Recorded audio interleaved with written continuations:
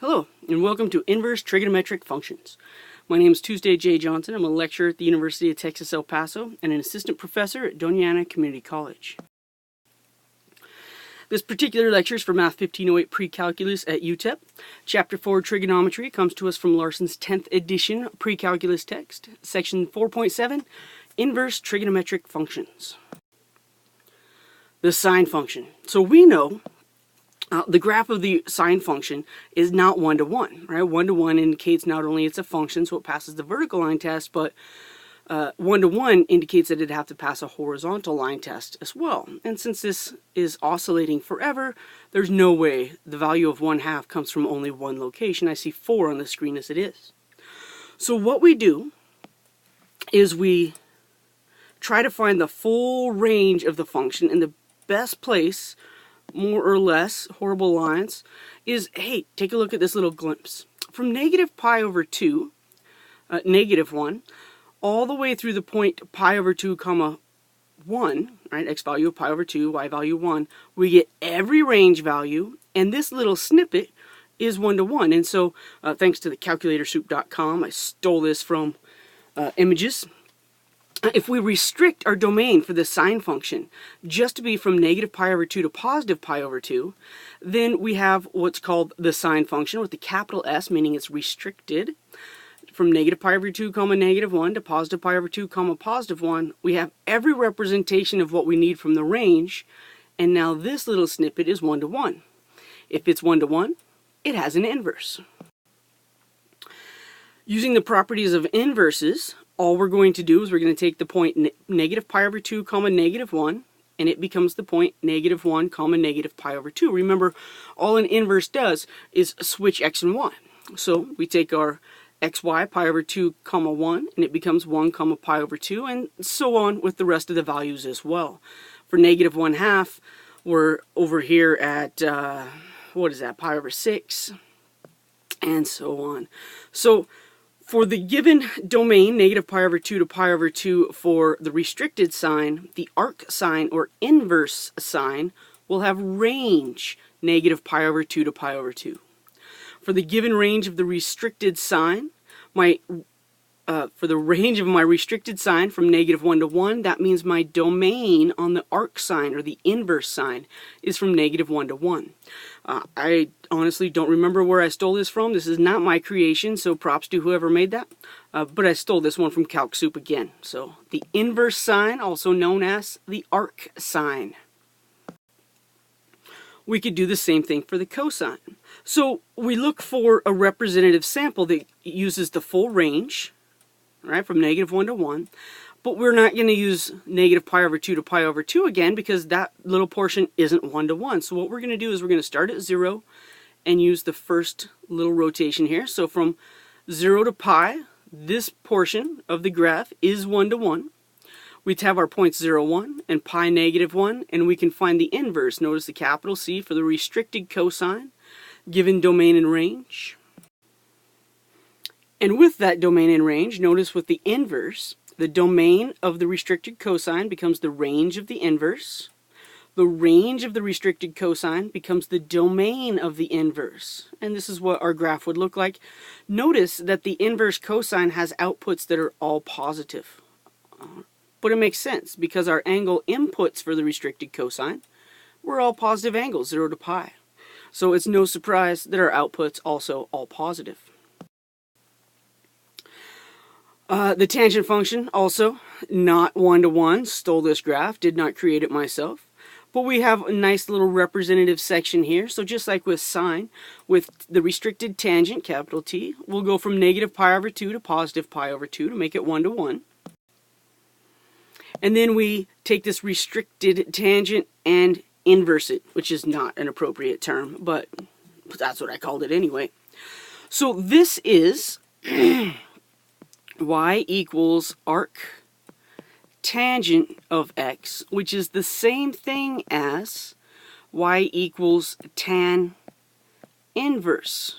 Right? That little negative 1 notation for inverse. Remember when the negative 1 exponent looking thing is on a function, it means inverse. If it's on a variable, it means reciprocal. So -1 is the inverse. So either one of these two notations is used interchangeably. Get used to both of them, and you'll notice here in this lecture I use both, and in my examples I try to go back and forth just so we get used to it. So a little summation of what we just talked about. Y equals arc sine of x, which is sine inverse of x, if and only if sine of y equals x. So that's what we're doing, right? That's exactly what the inverse sine does. It allows us to solve for the other variable. The domain of the inverse sine is from -1 to 1. Same with the domain of the inverse cosine, -1 to 1, because we want the full output. For arc sine, the range is -pi/2 less than or equal to y, less than or equal to pi/2, whereas for arc tangent, the range does not have equal to's because we have asymptotes there. So cannot equal pi/2's, positive or negative, in the range of tangent, but we do equal them in the range of sine. Very, very important. Asymptotes show up also in our inverse trig functions. Here, the range of the arc cosine is from 0 to pi. We talked about how that was always positive.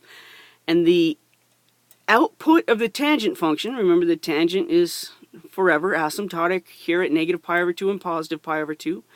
So when I take the inverse, the domain now becomes infinite. So -infinity to positive infinity for x values. -pi/2 strictly less than y, strictly less than pi/2 for our range values of inverse trig function, the tangent function. All right, what does this mean? Well, if I want to find arc sine of 0, which is equal to sine inverse of 0, I'm using both notations, I'm asking myself, right, the output of an inverse trig function is an angle. Right? The input of a regular trig function is angle, so the output of the inverse will be an angle. So I'm asking myself, for what angle is the sine function equal to 0 in my interval from -pi/2 to pi/2, right, my restricted? Well, I know that sine of 0 is 0. I know that 0 is in my interval. I'm looking for a 0, so arc sine of 0 is in fact 0. What's the reciprocal, or what's the inverse of the point 0, 0? That's an easy one. That's 0, 0. So let's make it harder. Arc cosine of 0, which is equal to cosine inverse of 0. I'm asking myself, when is cosine 0 in the interval from 0 to pi? And since you know the graph of cosine, I swear you do, from 0 to pi, cosine is 0 at pi/2. Therefore, arc cosine of 0 is pi/2. The angle that makes the cosine 0 is pi/2. If I want to know where arc tangent is 1, that's the same as asking where is tan inverse, what is tan inverse of 1. So I'm asking, when is tangent equal to 1 in my given interval from -pi/2 to pi/2. This is the phrased in the term of the tangent, in the regular tangent. But finding that angle, remember, is the output of the inverse tangent. Well, I know that tangent is equal to 1 at pi/4, where sine and cosine are equal. And since it's a positive 1, I know I must be in quadrant 1. And in quadrant 1, pi/4 reference angle is itself pi/4. In my interval, it's all good. The arctangent of the square root of 3, that's tan inverse of square root of 3. So I'm asking myself, when is tangent equal to square root of 3? I know that happens when the sine is square root of 3 over 2 and cosine is 1/2. That's a pi/3 reference angle, and since it's positive, a pi/3 reference angle, I'm going to stay in quadrant 1, and so the answer is the pi/3. Tangent of pi/3 equals square root of 3. Therefore, arctangent of the square root of 3 equals pi/3. Back and forth, back and forth. Alright, so let's use an inverse trig function to write theta as a function of x. Now, looking at theta, I have an opposite and I have an adjacent. I know that that's tangent. So the tangent of theta equals x over 4. Right? Tangent of theta equals x over 4. But I want to solve for theta. So I'm going to take the tan inverse, or arctangent, of both sides. In order to switch these, I now have theta equals the arctangent of x over 4. That's it. Don't overthink it. Let's do another one. Here's my theta. I know that I have opposite and I have adjacent, so once again I have the tangent of theta equals x plus 1 over 10. Solving for theta, I use the other notation this time, so theta equals tan inverse of x plus 1 over 10. That's it, right? If we can write the tangent, we can find the inverse and find the angle that it goes with. Alright, I love these problems. Find the exact value of the expression. Our hint is to sketch a right triangle. Alright, so I want to find the secant of the arcsine of 4/5. I'm going to start by letting u be the arcsine of 4/5. I have some answer, I have to find this value. Okay, if u is arcsine of 4/5, then I could take the sine of each side and get sine of u equals 4/5. Remember the sine of the arcsine, inverse operations, I'll just be left with the 4/5. If I know sine of u is 4/5, I can draw a triangle. With my angle u, I always try to put it in standard position, and a default for me is quadrant 1. Though I'm not superimposing quadrants on this, that's just how I draw my triangles. Sine of u is 4/5, so if this is u, sine is opposite over hypotenuse, so 4 and 5. I could use the Pythagorean theorem in order to find my missing side.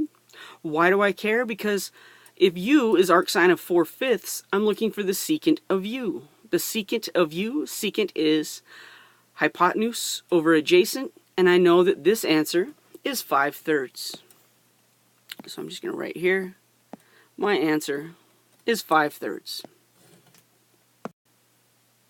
So let's try another one. We're looking for the cosecant of the arctangent of -5/12. So remember, arctangent of -5/12, that's just an angle. I'm looking for the cosecant of some angle. Let's let u be that angle. Let u be the arctangent of -5/12. Then tangent of u is -5/12. Now I know in general that tangent is negative in quadrants 2 and 4. However, remember that our restricted tangent was only in quadrants 4 and 1, right? Because it was -pi/2 to +pi/2 as our outputs. So I have to be in quadrant 4, and that allows me to give the -5 to the y value. The x value is a +12. I've drawn it in the appropriate quadrant because I know the restrictions of the arctangent. So it automatically eliminates quadrant 2 as a possibility. Here I have u. I have my opposite and my adjacent with the -5 and 12 appropriately. Using the Pythagorean theorem, I can find the length of my hypotenuse 13. Whether I need it or not, I always completely solve the triangle just in case. We'll see what we need. I'm looking for the cosecant of u, and the cosecant is the reciprocal of sine, so that will be 13 over -5, my answer.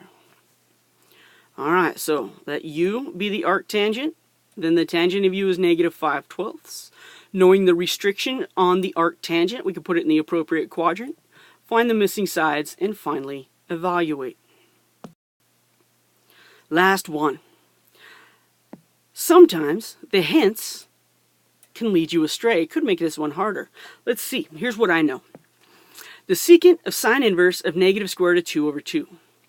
As soon as I see a square root of 2 over 2, a 1/2, a square root of 3 over 2, a 1, a 0, any of those 5 basic outputs, I know without doing the triangle, the inverse sine is negative in quadrant 4, and I know it's square root of 2 with a reference angle of pi/4. Pi/4 in quadrant 4, normally we would measure this angle. Let's call it red. We're not going to do that today. Normally, we would call it 7 pi/4. But remember that my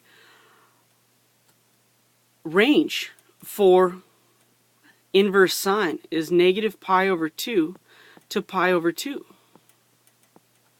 This value, the 7 pi/4, does not exist in that range. Therefore, we have to look at this angle as a -pi/4. Okay, so without using a triangle, just knowing the angles, I know that reference angle is pi/4. In quadrant 4, I know secant is positive because it uses the x values. And I know it's the reciprocal of the cosine of -pi/4.